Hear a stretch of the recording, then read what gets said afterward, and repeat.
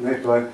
Тогава тя не практикува. Една пчела практикува, като си хване сама кревицата и си ги размаха и касне на този едно цвят и се бъде прашец, нали, в коренчето и къде. Тя не може да го направи през ръка.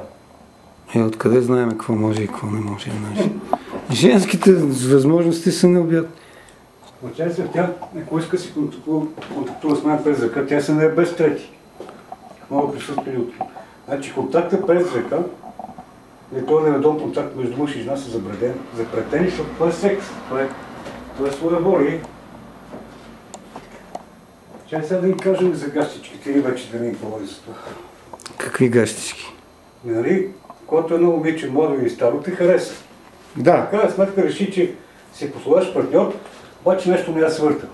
Или ще почнеш да ревнуваш после, ако ти пусне. Или пък си беден, или пък харесва, е ангажирана по някакъв начин с друг. Значи тя би искала да те пробва, обаче без ти да знаеш. Методите са хиляди, те са още от Ева. От Евини времена и до днеска жители използват хиляди методи за това. Тоест, тя трябва да знае къде преспиваш. На пейка, в парка, на тревата, при майка си. Значи майка ще удари с дебелата училка по главата. Значи при майка ти е много трудно. Значи трябва да си без майка си, да спиш в мазе, на таван, в спалната си. По-добре си при отключени врати, нали? Някакси, значи това нещо същество би трябвало да има достъп. Би трябвало да има достъп. До какво? До тебе. Да те опипа и да те във всеки в един момент. Обаче ти не бива да го знаеш, тъй като знаейки го се ангажираш. Ангажирайки се би имал претенции и изисквания. Добре де, какво имаше предвид, когато казваш, че може би ако я бараш по газа ще е по-добре? Нали, пред всички? Не само пред всички, пред трети лица и така нататък.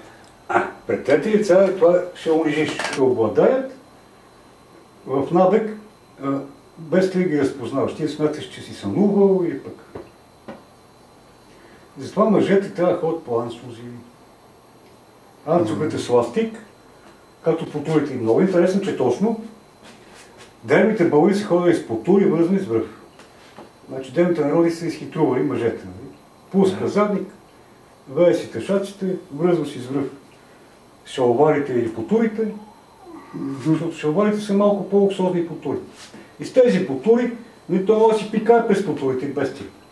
Обаче тя не може да му проникне, тя не може да стигне до такова. Знаеш каква е сцената? Значи тя е с гащички на главата и отгоре качваме котаряка да я препикае. Мъни! Мъни!